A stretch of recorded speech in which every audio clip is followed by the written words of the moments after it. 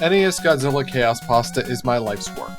For the past 6 years, I've been working tirelessly to bring it to a conclusion. Any conclusion. I imagine most of you probably figured this given how long it's been worked on, but the development of this story has been nothing short of tumultuous. I started it when I was a dumb 14-year-old, and now I am a worse 20-year-old. I'm personally hoping I can finish this before I turn 30, because that would suck. However, due to development running for a while, let's say, the vision I've had for this story has changed a lot. Almost like getting older changes how you think and act or something. You've definitely noticed it in the videos themselves, as the tone and direction tends to jump around a lot, certain plot lines start and stop, characters appear only to not reappear, and so on and so forth. I was initially planning to make a video going over all the different things that had changed and altered over time, but that video would have been long, and I hate making long videos. It's really boring. So, for the sake of your time and mine, I'll take this video to go over the earliest vision I had of Chaospasta. We shall simply refer to this era as Preboot. This is because it is before the second era of Chaospasta, known as Reboot, which also precedes the current vision I have for this story, which will be referred to as the Sunset Era, because hopefully this is where the sun sets on the story. Is this confusing yet? I hope so. If you want to see a follow-up to this video where I cover the other eras, as well as some other takes on the story, leave a comment down below, hit the like, subscribe, and take a nice walk around the neighborhood. It's good for the skin. Now, one thing I want to clarify is that while I'll be bringing up all I can remember from development, I won't be bringing up everything. This is for two reasons. A, some details are simply unnecessary to bring up, as I either don't intend on reutilizing them in the future, or they just don't matter. And B, I've probably forgotten a lot over the time. Yeah, this story might be my life's work, and I've sunk more time into it than anything ever, but the thing is, it's been 6 years. Some details are bound to get lost when you work on anything for that long. I'm also not great at the concept of, writing things down. Either type it in Discord or keep it in my head, otherwise it's just not there. All that out of the way, let's get down to brass tacks. In the beginning, Chaospasta just kinda started. I was on the public NGCC server for some time then. I had an idea for a world, so I posted this abomination of a mock-up in the art channel that you saw earlier. And to my surprise, someone known as Mothra Master responded to the post with their descriptions of the board and what the level types would play like, and from then, the trajectory of my life changed forever. I mostly think nothing of it nowadays, but I find it funny how Chaospasta just kind of began to exist in this way. I didn't have a name for the story, I didn't know what it would be about, I was 14 goddamn years old, and I had no idea how to write.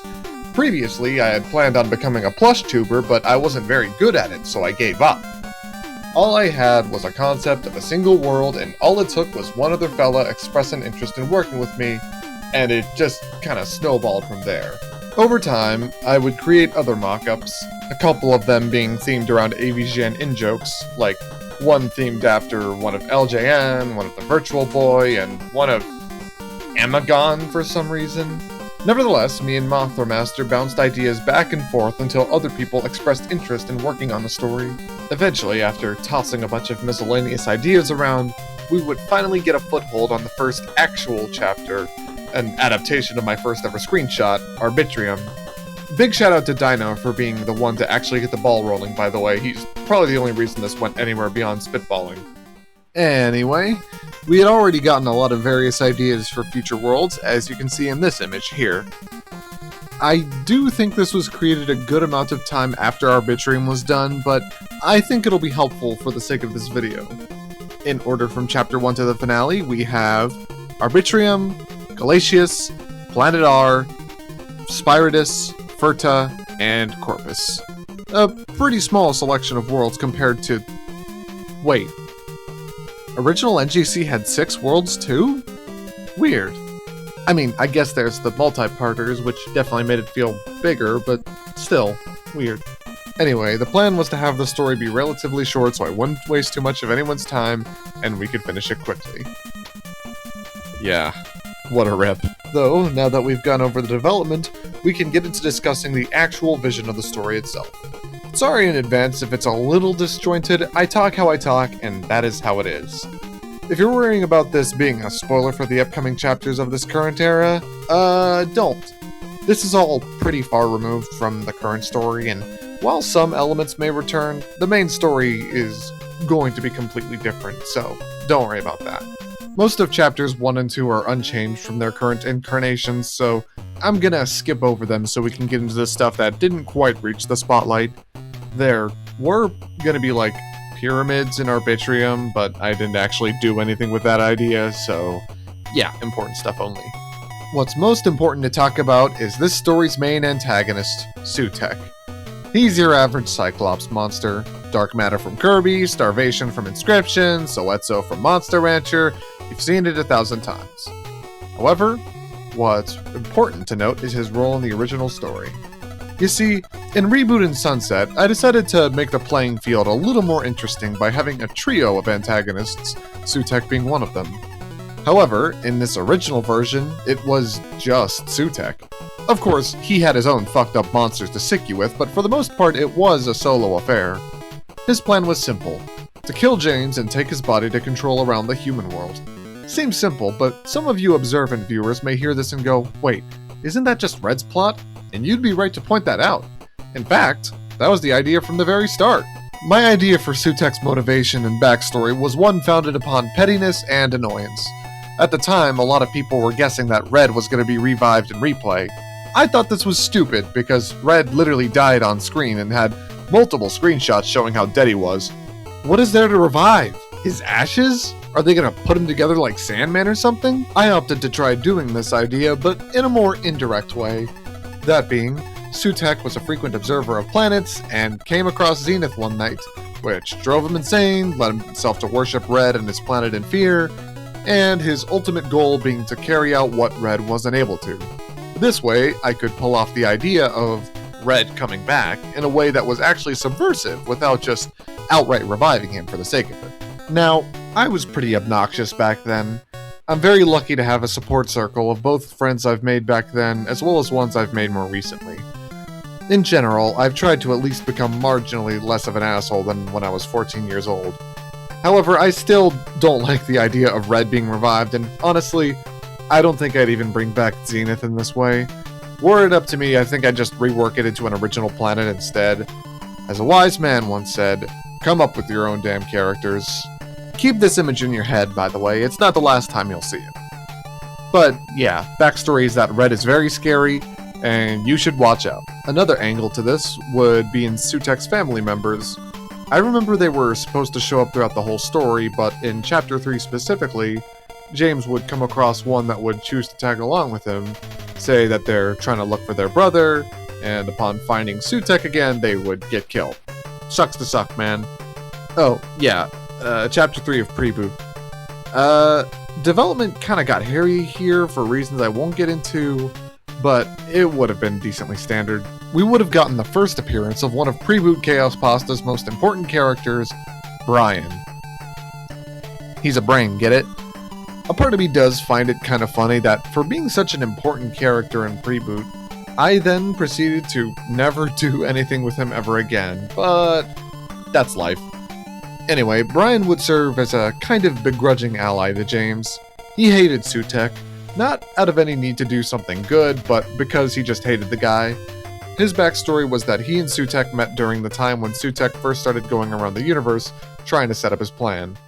Brian got really close to him, but less so in a friendly way, and more of an experiment involving a petri dish kind of way.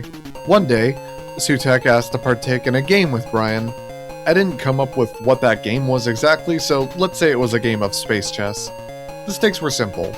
If Sutekh won, he'd get ownership of Brian's planet, Corpus, and if Brian won, I'd come up with what would happen if he did. So, Sutekh ended up winning, and this angered Brian greatly. Brian thought it was impossible for himself to lose that match, and Sutekh played completely fairly, so Brian had to grapple with the fact that he lost the battle of wits against his own lab rat. This led to a fight, with Sutekh kicking Brian's ass yet again, with him having to run very far away. Thus began their heated rivalry. So, where did James come in? as a pawn mostly. Brian's plan was to use James as a way to dismantle most of Sutek's forces and get his planet back. Looking back on it, he could have probably done all this himself without needing to rely on an unpredictable human, but Sutek would have died by the end anyway, so it doesn't matter. In general, the idea was to have a character that, while an ally to the protagonist and helped them out a lot, wasn't really doing it out of the kindness of their heart. Brain. They just wanted to get their crap back and needed someone else to do all the work for them. I think at the end of the story, James would also have a way lower opinion of Brian than he did at the start, as he would realize how kind of lame he is. But what about the rest of Chapter 3, I hear you say, and, yeah, there's not much. Planet R was built around the idea that it would be a safe haven for kaiju, which means that there'd be a lot of cameos and little else. There'd also be a lot of Channel Awesome and Cinemassacre references, because sure, why the hell not, I guess. I wanted the planet to start off in a more prehistoric/Jurassic theme in terms of levels, and then progressively become more and more advanced as the chapter advanced. There'd also be a Coliseum, which was a glorified boss rush featuring characters such as not monster versions of Kamacuras and Mechaj, who's like Mechagodzilla if he was a mole? I'm sure that idea made sense to me at the time, but as of now, it does not. Oh yeah, we'd unlock Jet Jaguar. He kinda just exists, I'm gonna be real. I guess this is where I kind of acknowledge the bull elephant in the room of killing off Godzilla and Mothra, because I swear, it goes further than simply just rage bait. So, the general idea was to set the stakes for the story. Oh, this antagonist means business. He just killed off the main two Godzilla monsters of the story and proceeded to not do that again. Oh, yeah, in case it wasn't clear enough, both VB and Grave Danger were under Sutek's control. Grave Danger being the graveyard mini-boss. Anyway, oh man, I'm a quick get in my boots. James is gonna have to use these monsters that aren't Godzilla and Mothra in order to beat the game. Without Mothra's ability to completely ignore most boss attacks, James is fucked. You know, that kind of thing. And Godzilla would come back to do something wacky later, but the long and short of it was to establish tension. Here's my problem, though. By having only Snowflake, Anguirus, and Jet Jaguar, that makes the whole cast consist of grounded monsters, no flying. And you might say, but Replay also only has grounded monsters, and you'd be wrong. Rodan's a flying monster. It's not super relevant, but it is there. That's why Cosby doesn't have Mothra, because that's Rodan's role. By having the cast consist of monsters that can only travel along the ground, I feel like that really kneecapped how creative the levels can get. And really, a lot of the other level ideas I had in this story don't really sound all that interesting. I think I was more focused on surrealism like the original NGC rather than implementing interesting gameplay gimmicks to keep things fresh. Overall, I don't regret killing Godzilla and Mothra, but I think not putting a flying monster in place of Mothra was a bad move. One last amusing anecdote, but let's talk about my choices for these playable monsters and why I picked them. Anguirus was picked because I thought it'd be cool to have an unused monster fleshed out into an actual character. I still think that, I think it was a great idea. Jet Jaguar was put in because he looked cool to me. And Snowflake, on the other hand, actually has a story behind their appearance. You see, most people know them from Sample Text, the April Fool's thing made by Cosby. They're one of two bosses alongside Safe Space. I didn't know that. I just saw someone use this monster in the NGC server's art channel. They said it was made by Cosby, and I decided, yeah, I used them. Can you blame me though? I still think it's a really appealing design. And I can still hardly tell it's supposed to be a joke design. Safe Space, though, yeah, not so much. But I think Snowflake actually kind of has a bangin' Ice Dragon design. The ending of Chapter 3 involves us meeting the ruler of Planet R, the father of Ultra, and this is where you realize I am a LARPer because I didn't see a single second of Ultraman, but decided to make him an important character anyway, which is wonderful. Anyway, he gets killed by Sutek and we randomly get transported to another planet. Oh, yeah, and there's a Muto fight that I don't remember where it would happen, so yeah. About these versus screens though, I was planning on having a recurring secret with them. The ones that play Godzilla's theme would feature a normal boss fight, whereas the ones that plays Mothra's theme would feature something fucked up happening. I imagined it had become pretty predictable after a while, but it was there. This leads us to Chapter 4, which... okay, all cards on the table, it's a fetch quest, mixed with further ripping off the original NGC. There'd be this big fucking statue in the middle that James would need to, quote-unquote, bring balance to by fighting a collection of monsters dubbed... not monsters. It's basically just doing the NGC not monsters again, but they have different designs and names, I guess. Also, you fight all of them in the same world. In no particular order, we have Gizora as Locustod, Ghidorah as Gitorat, Hedorah as Hedron, Gigan as Gigantus, Baragon as Baranora, and Mogira as Mogili. How this would work is that after killing one, they'd leave a piece of themselves behind and you'd need to place it on one of the statue's hands. How did this bring balance? I don't know. There'd also be this village of pitiful little blue creatures named Bluesol. Okay, not really. That was a placeholder name, but I pretty much did unashamedly stick with calling them Blue Usol. There'd be one in particular we would talk to a lot and eventually meet the mother of, but yeah, not much in the way of actually interesting level design. The boss fights are the main headliner this time. Once all the pieces were in place, however, Sutekh would fuck them up and turn them into a bootleg chimera known as Kalidora. Now, if nothing else, I think I made the right choice by at least committing to referencing the not monsters by having a chimera fight at the end, but still, shameless. However, after all that was done, we'd actually have a plot development. In the middle of the board where the statue used to be, there would be a large tower in its place, labeled His Home.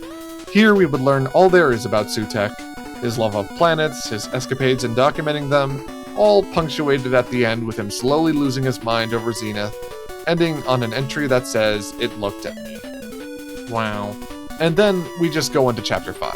If I could nitpick my own story, it's kind of annoying how I gave actual in-universe ways of traversing planets in the first 2 chapters and just kinda gave up after that.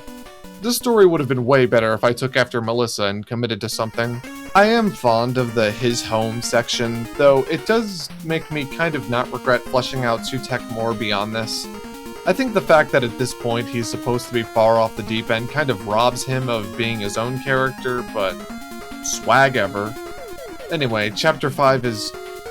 another fetch quest? Why? What are we even fetch questing for? A little slime guy told us he can kill Sutekh if we get crap for him and there's a fight with unchanged G-Mom Mogira? What was I fucking thinking? As mentioned, I barely remember anything from this chapter, so I'll mostly try to skim through the details, but ugh, I kinda hate this. For one, Usal would have straight up appeared and said some stuff. Rabaruga would get a boss fight, yippee. There'd be like a factory, I guess? And once it got all the items, Sutekh would jump in and fuck up the slime guy and turn him into a zombie, making that the end boss of the world. And at the end, the major twist of the story would be revealed. Instead of borrowing the cart from Carl, James, gulp, stole it! Wait, that's it? Yeah, basically I wanted to have my own version of the Melissa twist, but done quote-unquote right. Somehow. Like, more grounded and less over the top. Frankly, however, I think the way I went about it was... too grounded? Like, I want to clarify, James didn't do anything underhanded in order to get the game. He already knew Carl, just took the game while he wasn't looking. There was going to be a kill screen based around this where it would instead say thief. Clearly I was serious about this, so why do I not care? Oh, I know, it's because this doesn't really change anything at all, and also the story really didn't need this. Time that could have been spent fleshing out Brian and Sutekh's relationship is now instead spent hearing about how Mr. not actually AVGN, he's just named James, feels bad for not saying please and thank you, and that's like boring. It's almost like I was afraid of exploring these characters or something. At least it isn't dragged on for too long, as I think it's only relevant during the epilogue afterwards, but man, what an utterly unadventurous twist. So anyway, after that kill screen, we get sent to an anti-piracy screen. Yeah, cause remember when those were the big thing back in 2020? Stealing is no shindig, or whatever. Anyway, every time James would try to load the game using last game or new game at this point, it would just flash this anti-piracy screen over and over again. The one screen that wasn't locked out was the password screen, and so James would end up resorting to that. After a bunch of aimless trying, Zenith would be the one to work, leading to the final planet, Corpus. Basically, think of Zenith's organic level. Now, imagine if it represented the inside of the human body and its immune system, now extended into a whole world. That's Corpus. Truth be told, I'm fond of the idea still, but I don't think I did anything especially interesting other than the bare minimum: fight viruses, cure the planet, etc. But that's not all there'd be to this world. No, you see, we'd be getting a boss rush. You know, like the one in Chapter 4? Imagine that with a bunch of random bosses instead. We didn't come up with much, but I did have the idea that we'd get a fight against Destroyer that'd result in a bait and switch. It'd start off as normal, but then he'd tag out, and Bagan would reveal himself as the actual boss fight. I don't know why I didn't just use Bagan, but hype moments in Aura or whatever. But then, at the 11th hour, Brian appears. You see, what I didn't mention because I forgot was that in one of the Chapter 5 levels, we'd retrieved a special kind of capsule for Brian. Now that he has it, Godzilla finally returns, this time as Super Godzilla. In an epic fight with Sutek, James wins because Super Godzilla is basically really fucking strong. Then the story ends. Brian says, "I used you to commit mass murder." James says, "Dude, you kinda suck." And Brian's all like, "I know," and then everyone lived ever after. And so, since the finale ends without much fanfare, so will this recap, and now I will get into my final thoughts. With all that in mind, it's high time I answered the $7 question. Would this story been good if it was finished? And my answer is, yeah, I guess. Despite my complaints about it all throughout, I think it would have been, overall, a perfectly passable story that, while flawed and doesn't have that much crazy stuff happen for a story called Chaospasta, it would have been just good. You're not gonna flip your lid over something crazy or compelling. I think you just watch it, and that would be the end of it.